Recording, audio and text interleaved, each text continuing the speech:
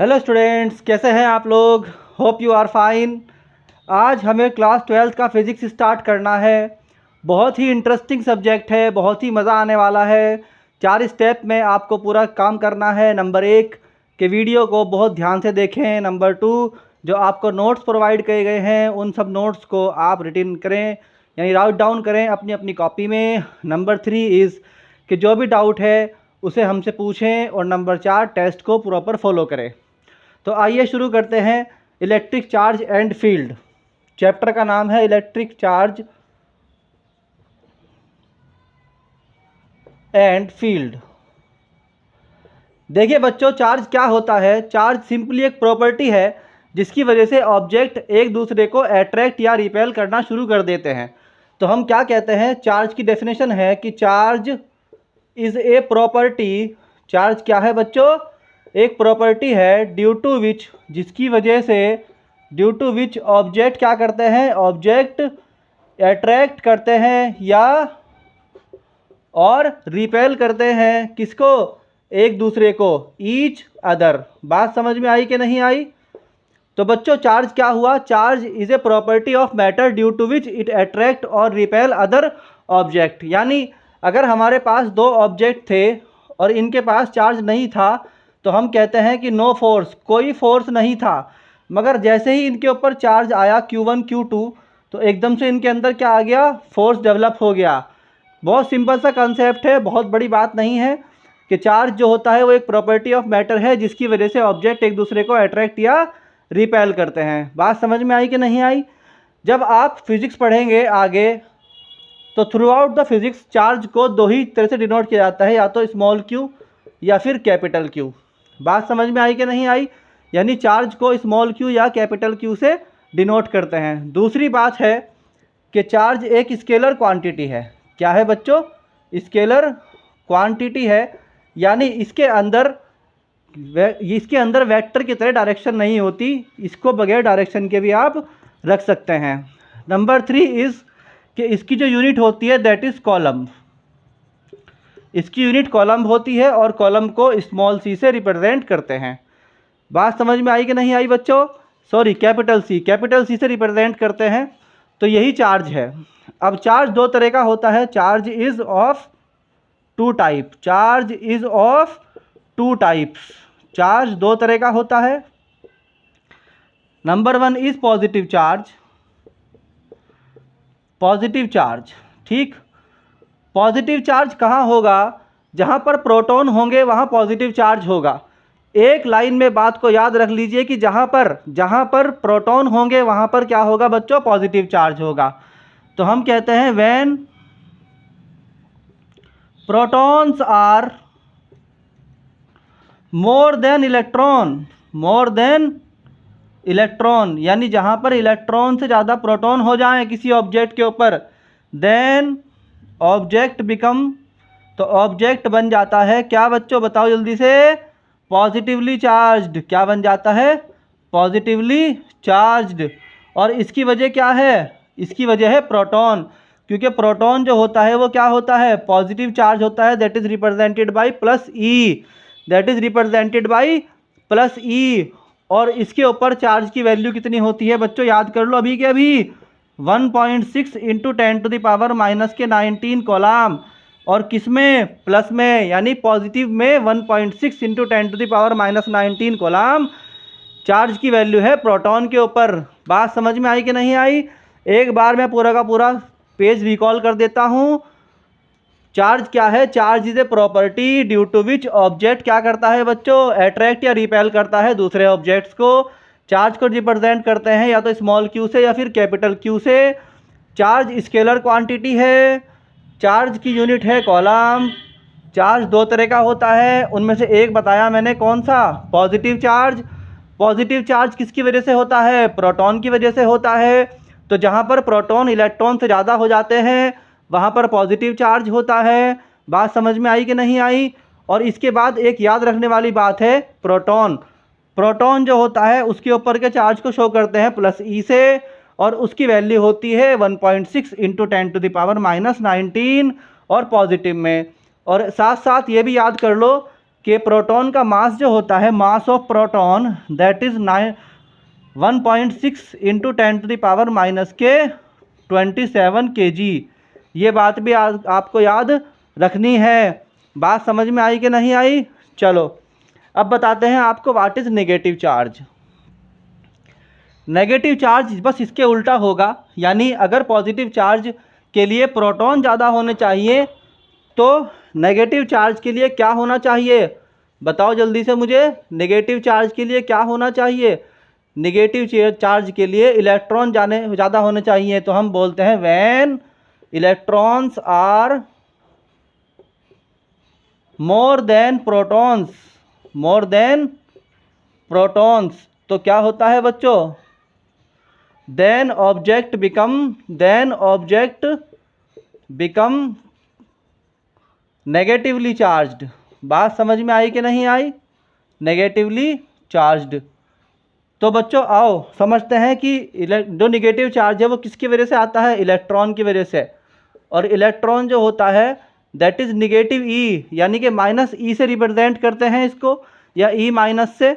और इसकी वैल्यू भी सेम टू सेम प्रोटॉन के ही इक्वल होती है, 1.6 इंटू 10⁻⁻19 कूलम्ब। यहाँ पर हमने जब प्रोटॉन पढ़ाया था तो क्या लगाया था? पॉजिटिव लगाया था, और अब क्या लगा दिया? नेगेटिव लगा दिया। तो ये इलेक्ट्रॉन का चार्ज हो गया। इलेक्ट्रॉन का मास होता है 9.1 into 10⁻⁻27 kg, that is mass of electron. बात समझ में आई कि नहीं आई? ये था हमारा फंडामेंटल सिस्टम ऑफ चार्ज, और यहाँ से हमने समझा what is negative charge and what was the positive charge. तो जिन बच्चों को यहाँ तक समझ में आ गया वो बच्चे बताएं। और अब हम बताते हैं what is the properties of charge, properties of charge. चलो प्रॉपर्टीज़ ऑफ चार्ज। देखो बच्चों, जब भी हम प्रॉपर्टीज़ ऑफ चार्ज पढ़ते हैं तो हमारे जो एनसीईआरटी या जो हमारा सिलेबस है उसके अंदर जो हमें चार्ज पढ़ाया गया है वो इन कंपैरिजन टू मास पढ़ाया गया है, क्योंकि मास और चार्ज दोनों की दोनों इंट्रिंसिक प्रॉपर्टी हैं, यानी अंदर की प्रॉपर्टी है किसी भी ऑब्जेक्ट की। तो इसलिए हम बोलते हैं कि जब भी हम चार्ज को पढ़ेंगे तो उसको हम मास के कंपैरिजन में पढ़ेंगे। Number 1, charge can not exist without mass, यानी जब भी चार्ज आपके पास होगा तो वो मास के साथ ही होगा, बगैर मास के चार्ज हो ही नहीं सकता। It is not possible to have the charge without the mass. बात समझ में आई कि नहीं आई? अच्छा, दूसरी बात क्या होती है कि charge is invariant of motion. बहुत ही इंपॉर्टेंट पॉइंट है, charge is invariant of motion. इसका मतलब क्या हुआ? मान लीजिए इस ऑब्जेक्ट के ऊपर चार्ज था Q और ये ऑब्जेक्ट था वेलोसिटी 0 में, यानी कि ये ऑब्जेक्ट रेस्ट में था। किस में था बच्चों? रेस्ट में था।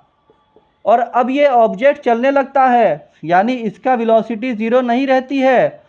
तो अब ये किस में आ गया? मोशन में आ गया। किस में आ गया बच्चों? ये मोशन में आ गया। तो अब भी चार्ज इसका Q ही रहेगा। इसका मतलब ये हुआ कि जब चार्ज ऑब्जेक्ट चलने लगता है तो उसके चार्ज के मैग्नीट्यूड में कोई फ़र्क नहीं आता है। बात समझ में आई कि नहीं आई? मगर अब हमें क्योंकि समझना है मास के कंपैरिजन में, तो मान लीजिए एक मास था जो कि रेस्ट में था और इसकी वैल्यू थी m0। कितनी थी बच्चों? m0। तो जैसे ही ये मास चलने लगता है, जैसे ही ये मास क्या होता है? चलने लगता है, और इसकी वेलोसिटी 0 नहीं रहती, तो इसका मास बदल जाता है और वो मास हो जाता है m = m0 over √1 - v² over c²। बात समझ में आई कि नहीं आई बच्चों? ये था हमारा 2 प्रॉपर्टीज़ हम समझ चुके हैं अब तक। किसकी? चार्ज की। यानी एक बार मैं और रिकॉल कर देता हूँ आपको कि charge can not exist without mass, यानी जो चार्ज है वो मास के बगैर नहीं हो सकता। ये किसी न किसी पार्टिकल पे होगा, किसी न किसी ऑब्जेक्ट के ऊपर होगा, और जिस चीज़ के ऊपर ये होगा वो पहले से मास रखती होगी। दूसरी बात कि चार्ज जो है वो इनवेरिएंट होता है। इनवेरिएंट का मतलब होता है नहीं बदलता, does not change with velocity with motion. यानी अगर एक ऑब्जेक्ट के पास चार्ज Q है और उसकी वेलोसिटी 0 है, तो जब वो ऑब्जेक्ट मोशन में आ जाता है तो तब भी उसका चार्ज क्यू ही रहता है। बात समझ में आई कि नहीं आई? मगर मास जो है वो बदलता रहता है। अब तीसरी प्रॉपर्टी पढ़ते हैं, और ये बहुत ही इंपॉर्टेंट प्रॉपर्टी है क्योंकि इसके ऊपर एक अलग से क्वेश्चन आता है, बोर्ड में पूछा जाता है, व्हाट इज क्वांटाइजेशन। तो property number 3 is property number 3 that is quantization of charge.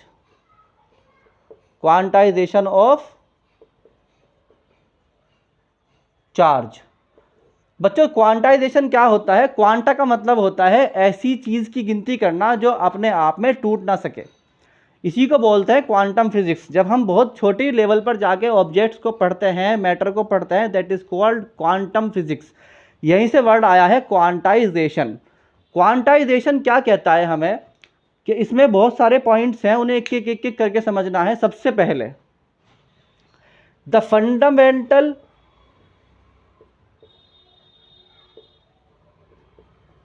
Charge is ई, यानी ई जो है एक चार्ज की वैल्यू है जो फंडामेंटल है, और it can not B divided. It can not B divided, यानी आप जो है या तो पूरा आपके पास ई होगा, या 2e होगा, या 3e होगा, या 4e होगा, या 5e होगा, या 1 लाख ई होगा, या 2 लाख ई होगा। आपके पास कभी भी ये चीज़ टूट नहीं सकती। यानी कि मान लीजिए ई है, तो इसको आप ऐसे नहीं कर सकते कि तोड़ दें। ठीक, ये ई जो होगा वो पूरा का पूरा होगा। यानी कि अगर कोई भी यूनिवर्स में पार्टिकल है, तो अगर उसके ऊपर छोटे से छोटा चार्ज होगा तो वो ई होगा, 2 के ऊपर 2e होगा, 3 के ऊपर 3e होगा, 4 के ऊपर 4e होगा। इसी को बोलते हैं क्वांटाइजेशन ऑफ चार्ज। तो फंडामेंटल चार्ज क्या होता है? Fundamental charge is E, it can not B divided. हम कहते हैं charge on electron and proton, या हम कहते हैं और अच्छे तरीके से 1 इलेक्ट्रॉन एंड 1 प्रोटॉन इज ई। वो ई होता है। अगर वो इलेक्ट्रॉन पर है तो क्या होगा? ई निगेटिव, और अगर वो प्रोटॉन पे है तो वो क्या होगा? ई पॉजिटिव, यानी होगा ई ही। ठीक है, इसकी वैल्यू क्या होती है? Its value is plus minus 1.6 into 10⁻⁻⁻19 coulomb. यानी जो आपके पास फंडामेंटल चार्ज होता है, इसकी वैल्यू होती है 1.6 इंटू 10⁻⁻19 कोलाम। अब अगर आपने किसी ऑब्जेक्ट को चार्ज किया है, तो या तो आपने उसको इलेक्ट्रॉन दिए होंगे या उससे इलेक्ट्रॉन लिए होंगे। तो इस दोनों कंडीशंस में क्या होगा कि charge can B plus minus e, plus minus 2e, plus minus 3e and so on plus minus NE। बात समझ में आई कि या तो एक इलेक्ट्रॉन दिया होगा या एक इलेक्ट्रॉन लिया होगा। तो अगर एक इलेक्ट्रॉन आपने किसी चीज़ के अंदर से हटा दिया है, then it become plus E charge, और अगर किसी चीज़ के अंदर आपने एक इलेक्ट्रॉन बढ़ा दिया है, then it is become minus e. इसी तरीके से plus minus e, plus minus 2e, plus minus 3e and so on plus minus NE। तो this is called quantization. This is called quantization. But इसके साथ एक लाइन और जोड़नी पड़ेगी हमें, बट कैन नेवर बी, मगर नहीं हो सकता, but can never be plus minus 2.6e वगैरह वगैरह। यानी कि डेसिमल पार्ट में कभी भी मल्टीपल नहीं होगा किसका? ई का। ई के मल्टीप्लाई में हमेशा ही क्या आएगा बच्चों? इंटीजर आएगा। तो हम कह सकते हैं सो चार्ज कैन बी